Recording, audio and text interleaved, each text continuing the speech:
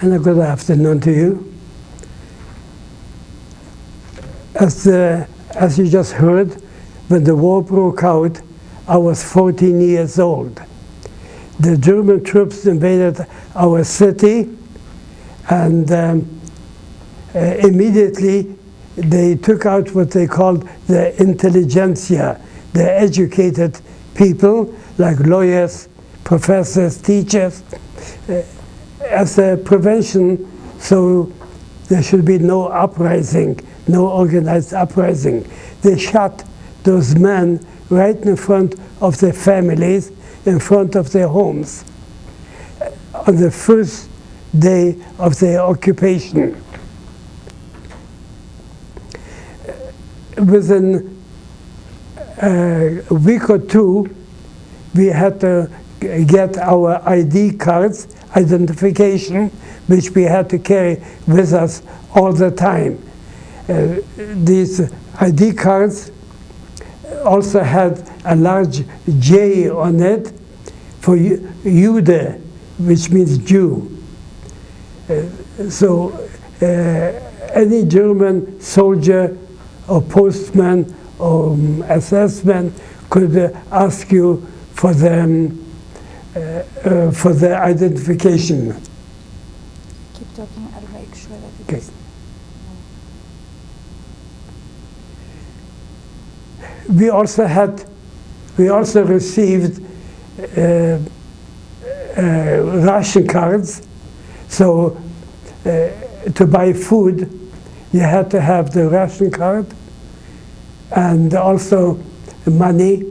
I remember staying in line in front of the bakery for over 2 hours to buy a bread, and still went home without any.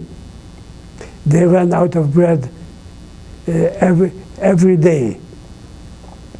And meat, dairy was not available for us. We could not buy any meat. So for the whole duration of the war, for the whole 6 years, I never had any meat at all or any dairy food. We were guarded by German police. I was still at home that time. But when I turned to be 15 years old, I had to find a job, so I should also get a ration card and be able to buy more bread, more food, which was not always available. The life was hard, but I was still at home when I was working in a factory, a woodworking factory, making cabinets for the German troops. Our factory was surrounded one day with German police and regular soldiers, and they had a list. I was on that list to be sent out into Germany from Poland into a slave labor camp.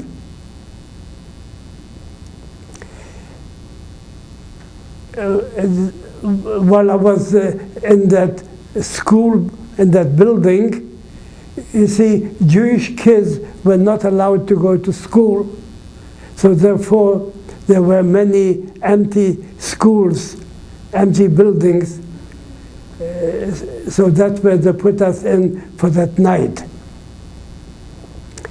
Somebody called me to the window and they said my father was across the road trying to say goodbye to me, because my family knew that they will never see me again. My father talked to me. I did not hear what he said, but I visualized, which I still do, that he was apologizing to me. The previous night, we had an argument, a verbal fight, And he said to me, "You're 15 years old, maybe you're old enough to move out of the house." Sure enough, next morning I was moved out into a slave labor camp in Germany. Our camp was surrounded with barbed wire, electrified barbed wire. You touch, you die. We had to undress, as soon as we came into the camp, we had to undress completely, leave everything on the ground, and we were issued uniforms, prison uniforms, gray on gray stripe, pajama type of uniforms that I wore for a little over 3 years. The same pajama type of uniform, the same underwear, the same pair of socks for a little over 3 years. That's all I had. The food in the morning was a chunk of bread and sometimes a spoonful of marmalade or butter. Actually, it was imitation stuff anyway. And a cup of ersatz coffee. Ersatz means imitation coffee. For dinner, a bowl of soup, either cabbage soup or beet soup. And next day again, either cabbage soup or beet soup. Every day, exactly the same thing. But we were comparing before falling asleep. Did you find a piece or two of potatoes in your soup by any chance? Because sometimes we were lucky to find a piece of potato. We were starved, we were beaten by the guards, and we were beaten by the capo. C-A-P-O, capo. It's an Italian word, it means a boss. So for an extra chunk of bread, they appointed the larger guys and they made them into foremen or bosses, a couple. We worked 12 hours a day, 6 days a week. On Sunday, when we didn't go out to work on construction, we had to clean up our barracks. We had to clean up the yards near the barracks, and also to clean up the bunks. I remember one day the couple checked the barracks and the bunks, and he found 2 pieces of straw under my straw mattress. I got 25 lashes. I couldn't sit for at least 2 weeks or more. 25 lashes for having him finding 2 pieces of straw. So, as I said, we were beaten not only by the guards, by the capos, the foremen at work. We were starved. We were always hungry. We were always talking about, if the war will end, I will buy a whole bread. I will eat up a bread.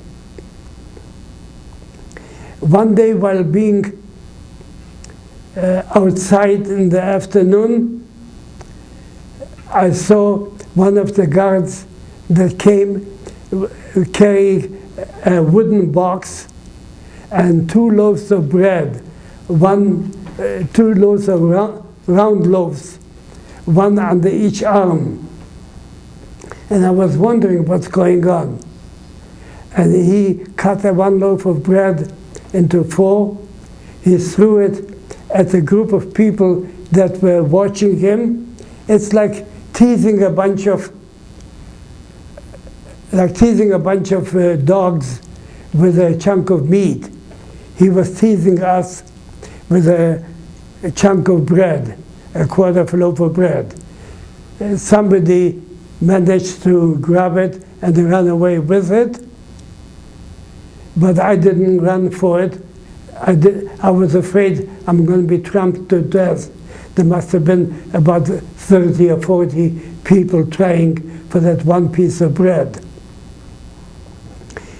Then he threw another quarter of a loaf. Again, people were following.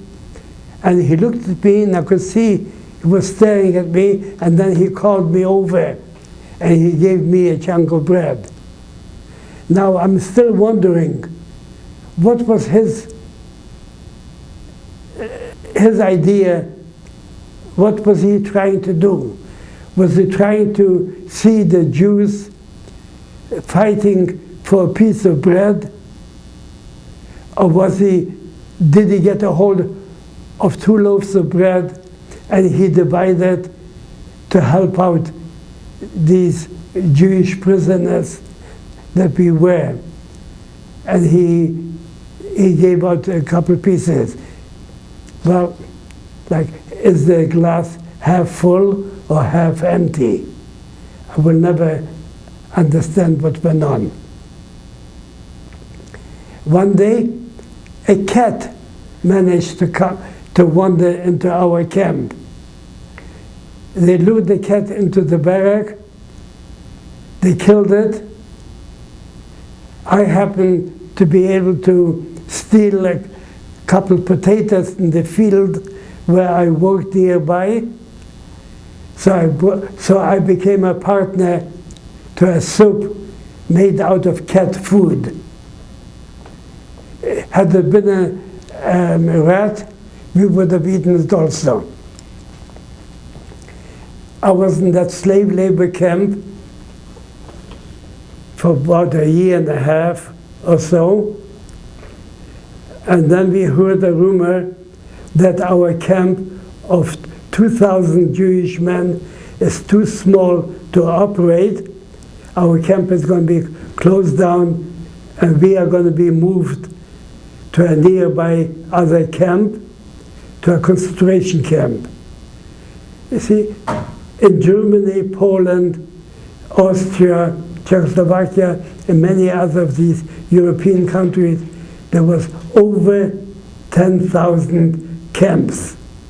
Slave labor camps, killing camps, concentration camps, all different camps run by the Nazis.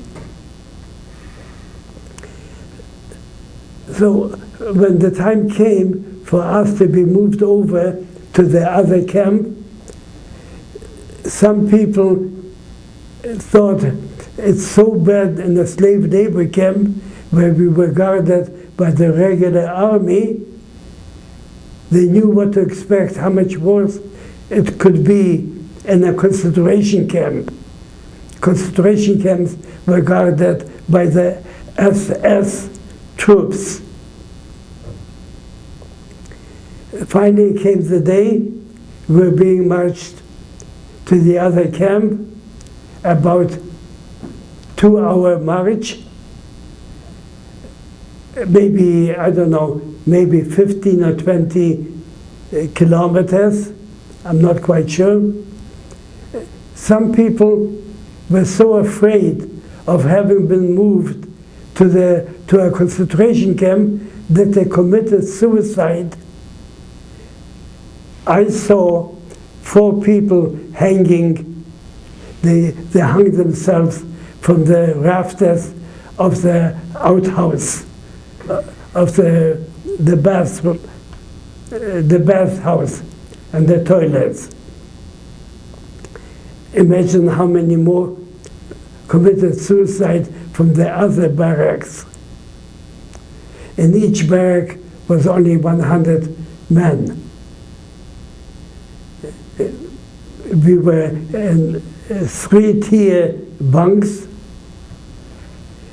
I was smart enough to sleep on the top bunk, because if some people that they were not allowed to go to the toilets during the night, so they peed in bed. Some people brought up, some people were very, very sick, so it always dripped through from one bunk down to the others. So therefore, I always slept on the top bunk. When we arrived to the other camp, to the concentration camp, the name of it was, we went from 5 Teichen, it means 5 lakes. As I said, near every town, near every city was some type of a camp. To Großrosen, where they already had 6,000 prisoners. And we were greeted by the head of the SS troops, what they called an Obersturmbannführer. In German, it's the same like maybe a major or colonel in the Canadian Army. We waited on the parade ground at attention for at least 2 hours.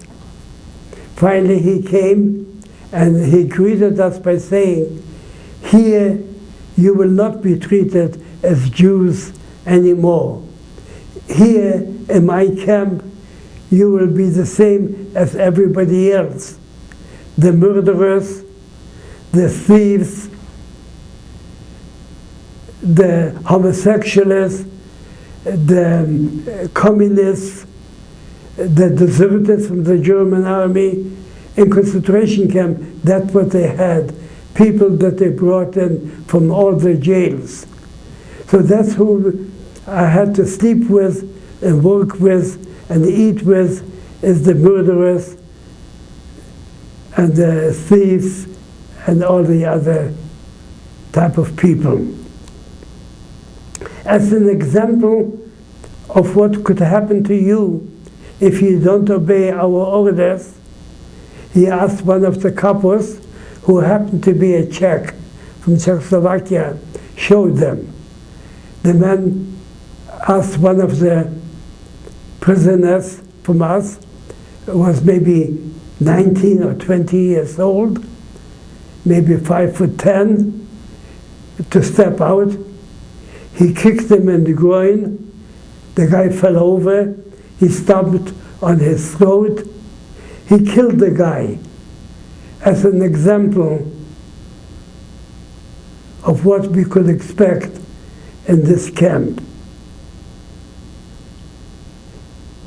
But there was no novelty in people dying in that camp. I remember another incident where at work on construction, a group of Hitler youths came by, boys about 11, 12 years old, in those yellow uniforms with a black tie, so neatly dressed. And there must have been maybe 18 or 20 of these boys, the Hitler youth. And the Hitler youth leader might have been maybe 17. And he pointed out, you see, the group to your left, those are Czech, from Czechoslovakia. On the other side, these are French. They're all working for us in Germany. And the ones right in front of you, these are Jews. And one of the boys piped up, "Jews? But they look like people." Do you see what propaganda can do? The depiction in the newspapers was the Jews have large horns and a 6-inch nose and a face like a rat. In the newspapers and magazines, we did not look like human beings when they talked about Jews. We looked like rats with large horns. Another incident I remember I might as well tell you, is that we heard that 3 men managed to escape from our construction job. I worked on the building the Autobahn, the highway that goes through Germany. Just like the highway in Canada, number 1, in Germany it's called the Autobahn. 3 men escaped, and when the guards realized that men are missing, they sent 2 soldiers with the German Shepherd dogs, of which I dreamt of for 25 years when I was already in Canada, married. My wife had to wake me up. Anyway, they went to find them. The dogs found them. They brought back 2 corpses and one that was still alive that pulled in those 2 corpses that they put. We stood on the parade ground again for about 2 hours. They put those 2 dead people on a large table, and the 3rd one that was still alive, they hung at the parade ground on the gallows. Every camp had gallows. Our camp was, the gallows was only for 4 people at the time. So we had to stand and watch him die, and then be able to go into our barracks for the night. As a punishment, we never got supper. We never got the cabbage soup or beet soup, whatever happened to be then. Life was miserable. It was practically unbearable. As I said before, people were dying from hunger. People were dying from being beaten up by the capos, by the guards, by the civilian foremen. People were dying mostly from hunger. A chunk of bread in the morning and a bowl of cabbage soup is not enough to feed a young man who's working 12 hours a day on construction. At the beginning, my job was to work in a factory making V-1 and V-2 missiles that the Germans shot over Britain, the missiles. Later on, I worked in construction of that highway, and then later on construction of barracks for other prisoners that they brought in from different countries.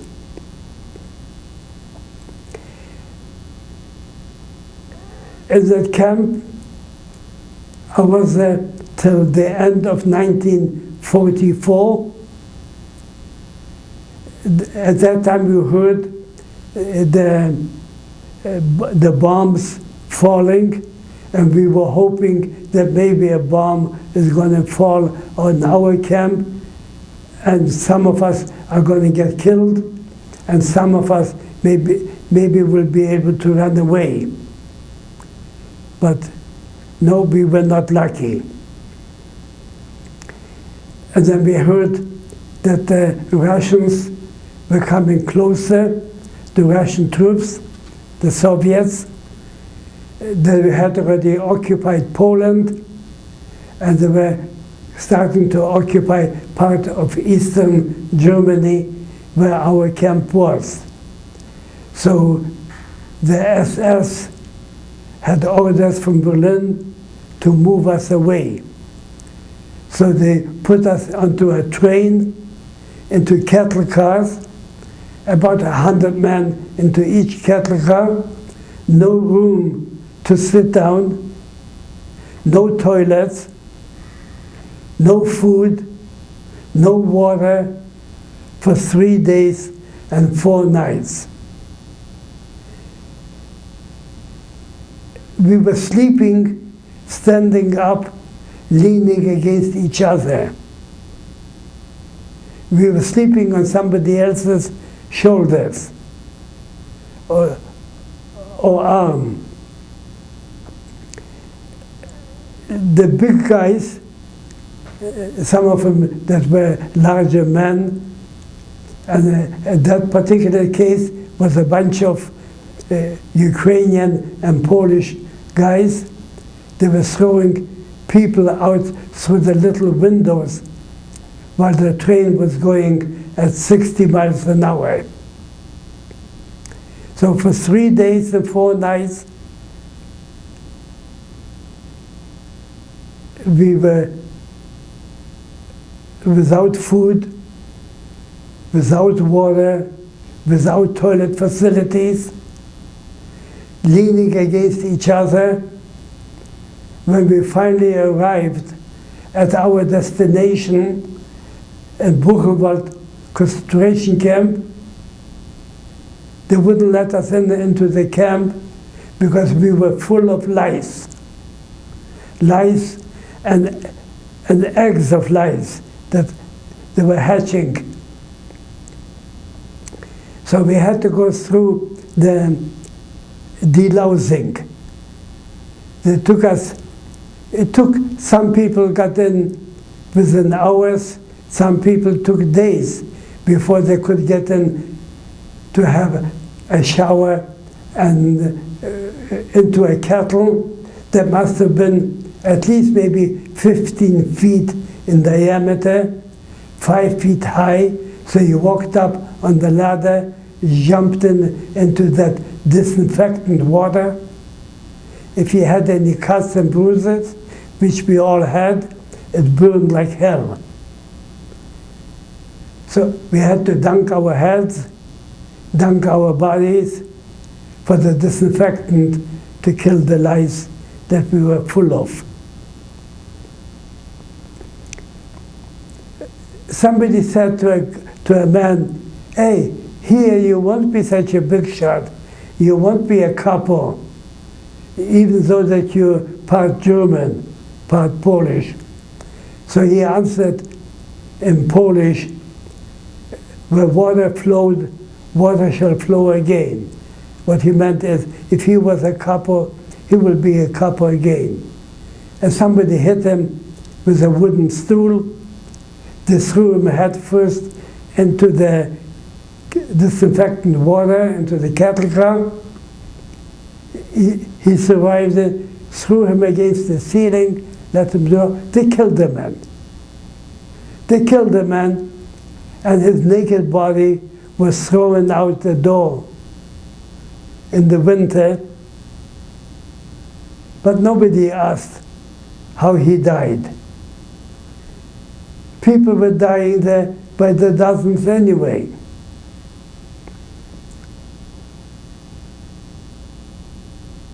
And then, when the Soviet troops were had already invaded that part, eastern part of Germany, they moved us out on what they called the Death March, where they marched us for 3 months, starting in January till April. We were being marched every day, and sometimes when the Allied planes were flying over Germany, so they had us stay in the forest during the day, and we were marching during the night. From eastern Germany to southwestern part of Germany, to close to the Swiss border. And I heard that their orders were to dump us in the Boden Sea, the sea that divides Germany from Switzerland. Sometimes we were given a chunk of bread, and many times not. Sometimes We slept in the forest, sometimes on a field. I remember the first night they took us to a large German farm, and some of us were able to get into the barn where they kept the straw and hay. I myself too. About 40 or 50 or 60 of us got into the barn, and the rest of them slept outside in the snow and in the mud. In the morning I decided I'm not going to march any further. Let them go on, let them march on. And after they are away, I'm going to go back east where I came from, and hopefully I'm going to be liberated by the Russian troops. But the SS realized that so many of us were missing, so they got into our barn. They were shooting with the rifles. I heard a couple cries, 2 men that were hit by bullets, still didn't come out, but when they let in those German shepherd dogs, the barking dogs, most of us came out, or maybe all of us jumped out, and we were put outside against the wall,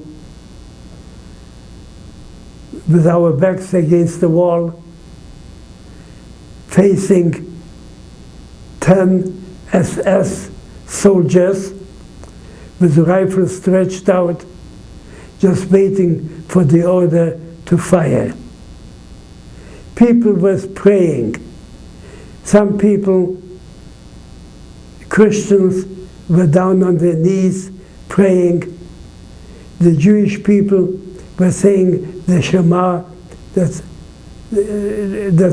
asking God to help. Nothing helped. But somebody yelled in Polish, "Let's run." The Germans did not understand Polish, the German guards, but we did. Most of us were from Poland, so we started to run right through the guards. They caught many of them, of us, the group, our group that was supposed to be shot for trying to escape. I managed to bypass them and to get mixed in with the rest of the people. And I watched in horror as the rest of them were executed. They were shot by the SS guards. To every 5 prisoners of us, there was 1 SS man, and most of them had a dog beside them, a German shepherd dog. Ask my wife how many times she had to wake me up that I was screaming and running away from those dogs. When I was already living here in Winnipeg, married. For about 25 years, that happened to me. So we were being marched, and those that could not walk any longer, could not march any longer, just lay down at the side of the road. And I saw many of them cover their faces with a cap, with a hat, or with a jacket, so they shouldn't see when they're being shot. The guards were shooting the people that were lying at the side of the road or in the ditches. Civilians, German civilians, watched us marching. I never saw anyone throw a piece of bread or an apple or potato to us. None had the will or the guts to help us starving people to survive another day. And so people were lying at the side of the road as we were marching by the dozens, and maybe by the hundreds. And then, after marching there for nearly 3 months, or maybe 3 months, we were stopped because they did not know which turn to take. We came to a fork road, going 2 different directions. So when that assessment that was marching right beside me, beside our 5 people, walked ahead to see what's going on, what they're talking about, I ran out of line, jumped over the corpses, jumped over the ditch into the field. I sat down under a hay wagon, dropped my pants, pretending I have to make. But that would be no excuse anyway. I would have been shot had they seen me. They marched off while I was still sitting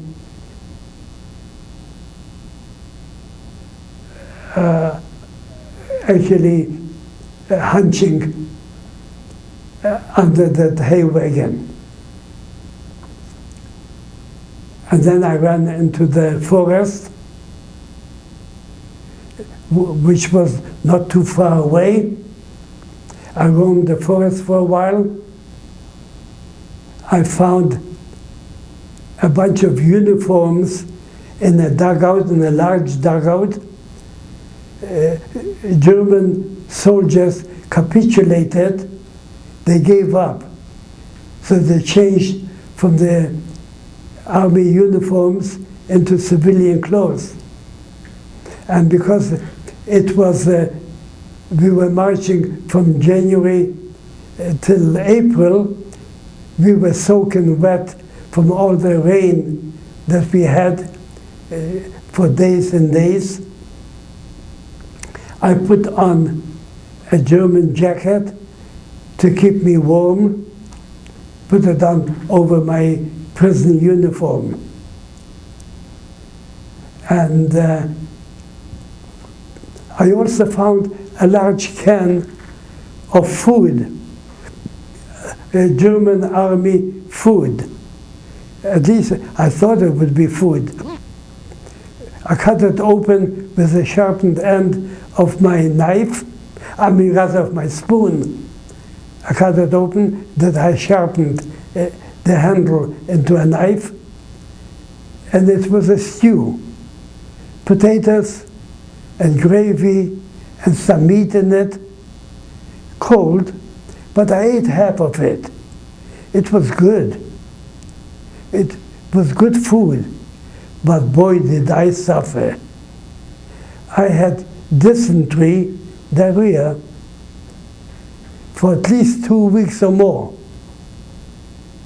I could not control myself. You see, our stomachs were so dried out. We were so dehydrated. We hadn't been eating any. A half a can of food made me into a sick man. Imagine, had I eaten all of it, which I could have done, it would have killed me. I'm sure, because I've heard of other people that when they survived, when they were liberated, they bought a loaf of bread and they ate up the whole loaf of bread in one time. And they killed them. Too much food for a dried out stomach.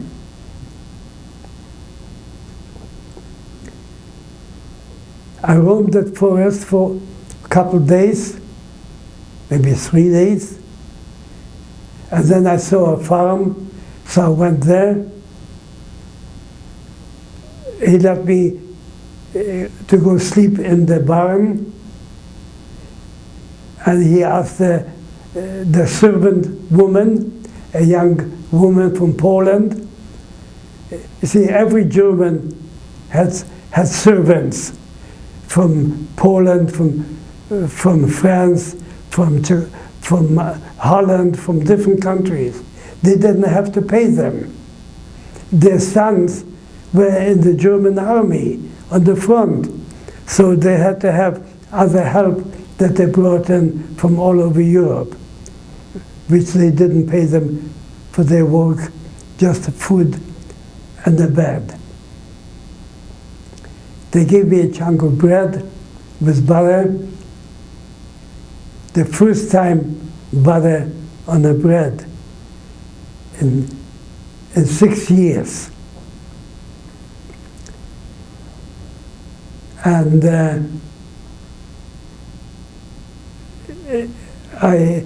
eventually I got out from the barn. I saw a group of German soldiers marching by, a division. I lay down flat in the corn that was already in the field growing. And then when I stood up, I was accosted by 2 soldiers, and they spoke a foreign language that I did not understand. They were French soldiers that had occupied this part of Germany. You probably heard about it, that Germany was divided into 4 zones: the American zone, the Russian zone, the British, and the French. Well, I was liberated in the French zone by the French forces.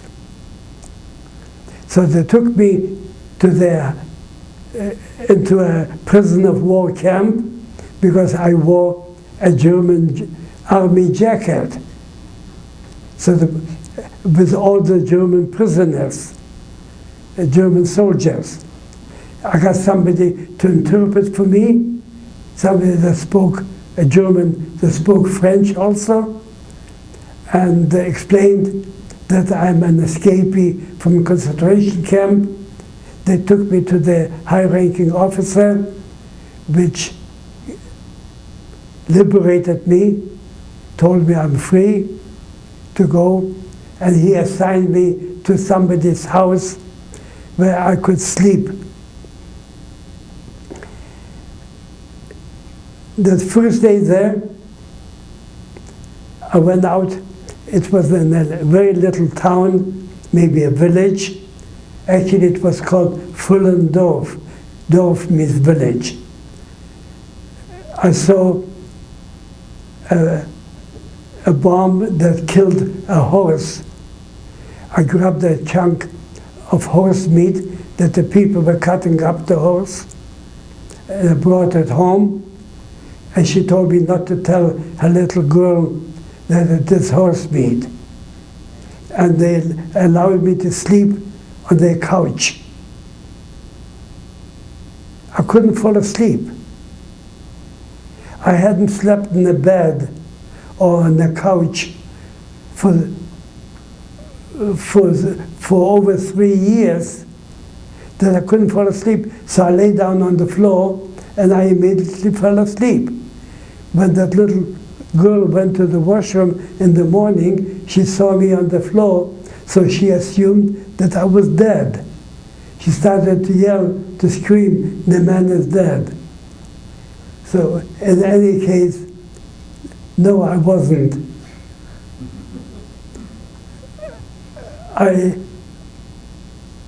So I stayed at their place for a couple of nights.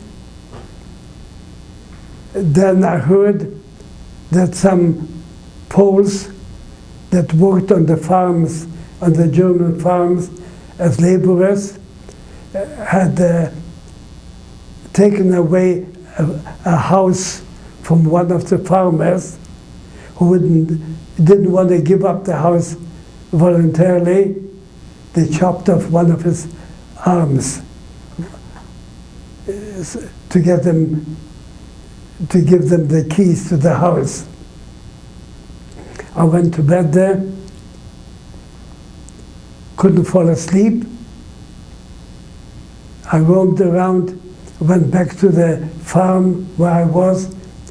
I slept in the barn, and then I started to acquaint the soldiers, the French soldiers, who happened to be Algerian and Moroccan, who spoke French all the time. They were in the French army. So I was in the camps for a little over 3 years. I was a displaced person, a DP, a displaced person, for another 2.5 years in Germany before I was able to emigrate to Canada. I came to Canada with my brother as immigrants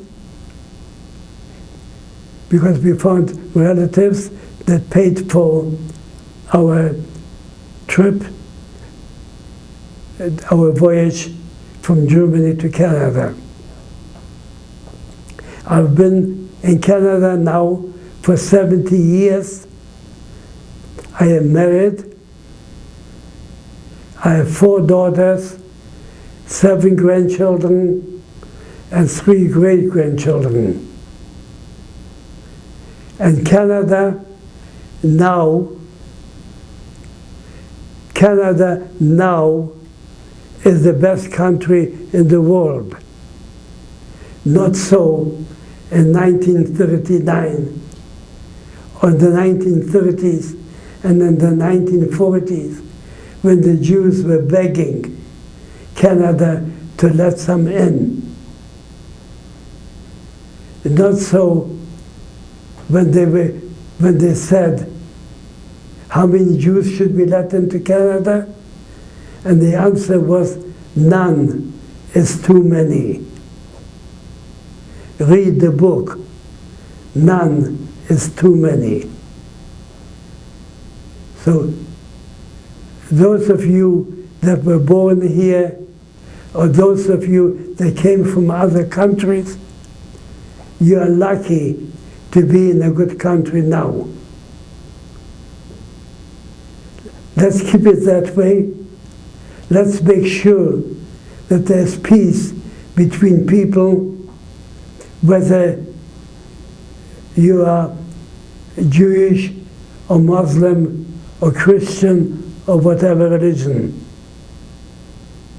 Let's learn to live with each other, not to kill off each other because of another religion, of being of a different color, a different eyes. Thank you for being a good audience.